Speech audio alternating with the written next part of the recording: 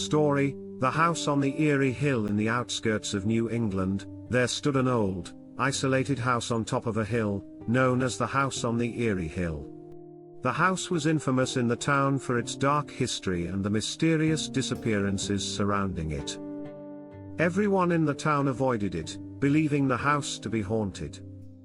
But for Jake, a photographer passionate about exploring abandoned places, this house was the perfect opportunity to capture some striking photos and uncover the truth. Jake convinced his girlfriend, Emily, along with his two best friends, Mark and Sarah, to join him. Initially, they planned to visit the house in the late afternoon and leave before nightfall. However, when they arrived, the atmosphere around the house was oppressive and unsettling. The trees were withered, and there were no sounds of wildlife, only a deafening silence. As the group stepped inside, the door creaked and slammed shut behind them.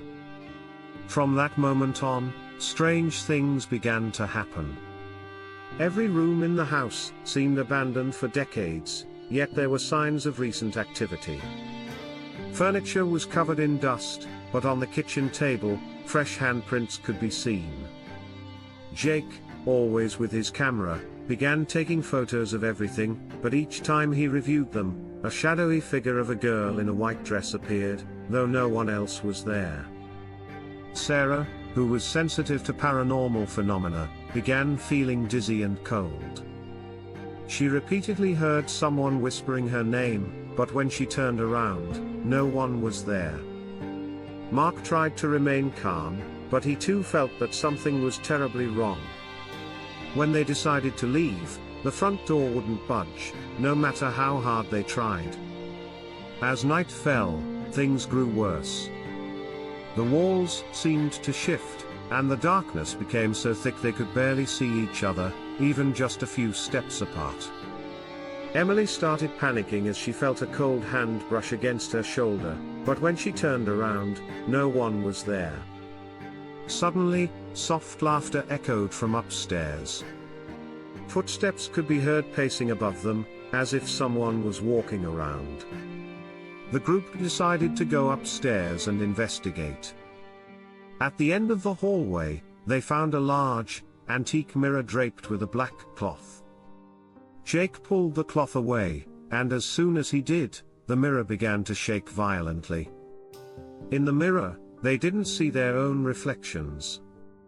Instead, they witnessed a scene from many years ago.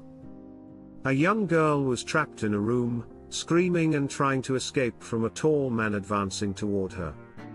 Her face was filled with terror, and when she turned to look directly at them, her eyes seemed to pierce through the glass, staring straight at Jake.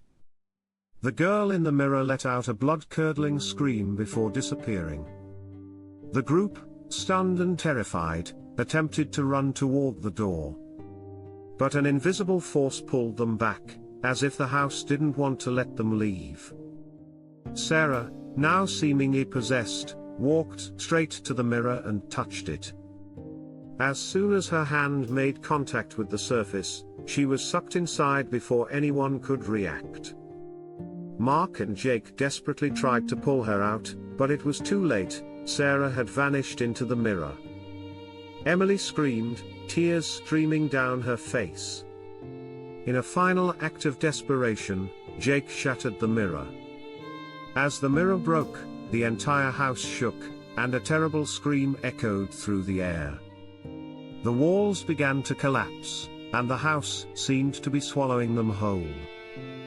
Jake, Mark, and Emily scrambled for the exit, finally finding a way out just before the house crumbled completely. They turned back one last time and saw the faint figure of Sarah standing in the window, her lifeless eyes staring back at them. From that day on, Jake never returned to another abandoned location. The image of Sarah and the house haunted his dreams, a constant reminder that not all abandoned places are just relics of the past. The end.